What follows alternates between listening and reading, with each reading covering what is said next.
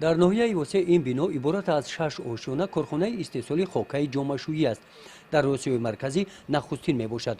با اشتراک اساسگزار صلح و وحدت ملی پیشوای ملت پرزیدنت جمهوری تاجیکستان محترم امام علی رحمان 24 سپتامبر سال 2020 کارخانه به فعالیت آغاز نموده است. کارخانه مذکور سمت فعالیتش به استحصال خاکای چماشوی روانه گردیده است. محصولات با استفاده بوق 6 آشیانه را گذشته تیار می شود. در یک بستی کاری تا 50 تنه انا همین گونه خاکای چماشوی استحصال می نماید. 40 نفر ساکنان محلی بعد آموزش به کار دائمی جلب گردیدند. در چنین لینچه ها وزن 20 کیلوگرم خاکای چماشوی به داخل کشور برآورده می شود. این یکی از سمت های فعالیت کارخانه می باشد. محصولات ما عین حال خود تاجیکستان ما تامین کرده ما در آینده نزدیک نقشه داریم که با خارج کشور هم انتقال دهیم. محصولات کارخانه استحصال خاکای چماشوی ناحیه وسیع با تمغه صافی برآورده می شود.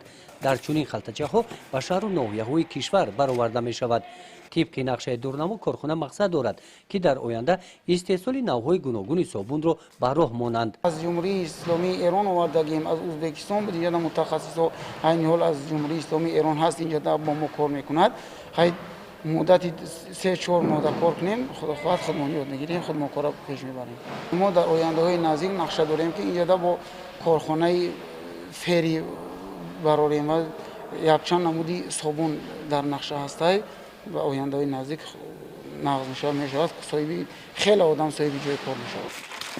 تاک شدن این کارخانه خاکای چماشوی از خارج کشور به تاجیکستان وارد میگردید. اکنون محصولات استحصالی خودی جای محصولات بیرونه را دوره به دوره ivaz می نماید. گزارش خواجه نظریف خدای نظر ظهوروف از ناحیه وسیع برای برنامه اطلاعاتی نوید.